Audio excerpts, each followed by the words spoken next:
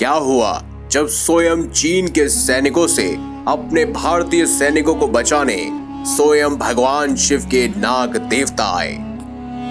हर हर महादेव। नमस्कार दोस्तों, हमारे YouTube चैनल में आप सभी का हार्दिक अभिनंदन। दोस्तों, क्या आप जानते हैं कि हाल ही में एक खबर के अनुसार चीन की पूरी तैयारी थी कि वो मुंबई की बिजली गायब कर देंगे और ठीक उसी तरह पूरे भारतवर्ष की बिजली खत्म करने वाले थे और भारत में अंधकार कई दिनों तक होने वाला था।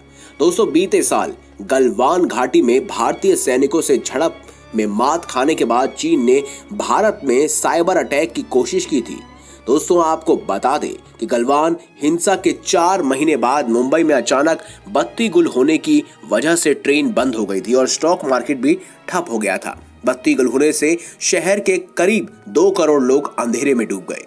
अस्पतालों में इमरजेंसी जनरेटर चालू करने पड़े थे ताकि वेंटिलेटर चलते रहे।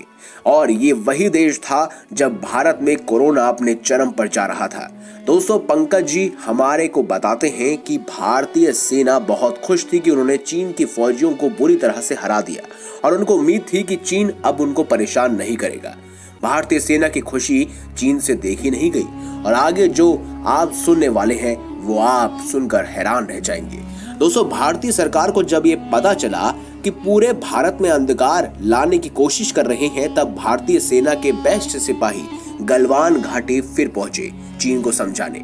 एक अखबार के अनुसार चीन की ये योजना थी कि अगर गलवान में भारत दबाव बनाता है तो वह पूरे देश को अंधकार में डुबा देंगे। पंकज जी बताते हैं कि जब कुछ भारतीय सैनिक गलवान वापसी पहुंचे तो उन्होंने देखा कि हिमालय में जारी गतिरोध के बीच चीन मालेवर भारत में बिजली सप्लाई के कंट्रोल सिस्टम में घुस चुके थे। जब ये बात भारतीय फौजियों को पता चली तो उनको बहुत दुख हुआ। वो समय पर नहीं पहुंच पाए और चीन पहले से ही सभी सिस्टम छेड़ चुका था। जिस दिन पंकज और उनके सभी फौजी साथी गलवान की घाटी पहुंचे, उनको इस खबर का पता लगा तो वो बेहद हताश से हो गए। जब वो आराम करने के लिए एक जगह पर रुके तो आसपास हद से ज्यादा कोहरा छा गया और उस दिन आगे वह नहीं बढ़ पाए।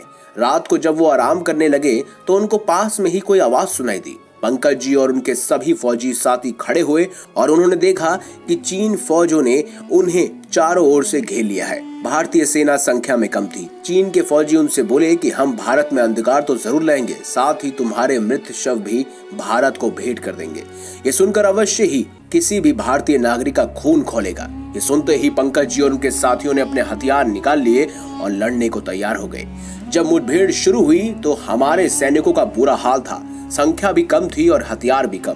पंकज जी ने चारों ओर अपने फौजी भाइयों को जी-जान से लड़ते हुए देखा। सब अपनी जान दांव पे लगा चुके थे। ये देखकर पंकज जी ने अपने गले में धारण किए हुए नाग देवता के कवच को माथे से लगाया और नाग देवता की आराधना करते हुए बोले, हे नाग देवता, अब बस तुम्हारे हवाले ये भारत वतन है और हम सभी का ईमान।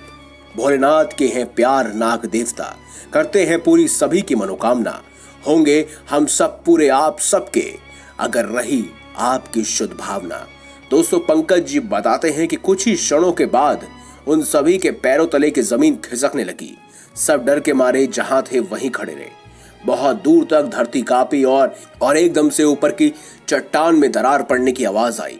दोस्तों, डर के मारे सभी के गले सूख गए, पर देखते ही देखते हिमालय की बर्फीली चट्टान को फाड़ते हुए बाहर निकले नाग देवता।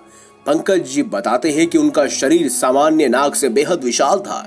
उनको देख सभी की रूह कांप गई और नाग देवता ने आगे बढ़ते हुए चीन के फौजियों की तरफ हुंकार भरने शुरू कर दी। वो अपने मुंह से ज्वाला उगल रहे थे। चीन के सभी सैनिक अफरा तफरी में चीखते हुए भागने लगे। तभी अन्य सांप चट्टान की दरार से निकल आए और उन सैनिकों को अपने वश में करने लगे। उन सभी के हाथ और पैर पर लिपट गए और उनको अपनी जगह पर स्थिर कर दिया। पंकज जी बताते हैं कि एकदम से कोहरा साफ होने लगा। भारतीय फौजियों को यह मौका मिल गया कि वो आगे बढ़े और उन्होंने जल्द से जल्द बिजली के सप्लाई को जाके ठीक किया। जब पंकज जी और उनके साथ के फौजी मौके वारदात पे वापस पहुंचे तो उन्होंने देखा कि वहां तो ना तो नाग देवता थे और ना ही चीनी फौजी, ना ही कोई अन्य नाग। ये देख के वह सभी हैरान थे।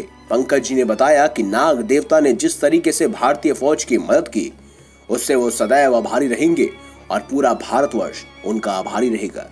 इसी क्रम में आप भी आगे बढ़िए और कमेंट बॉक्स में हर हर नाग देवता और हर हर महादेव अवश्य लिखें।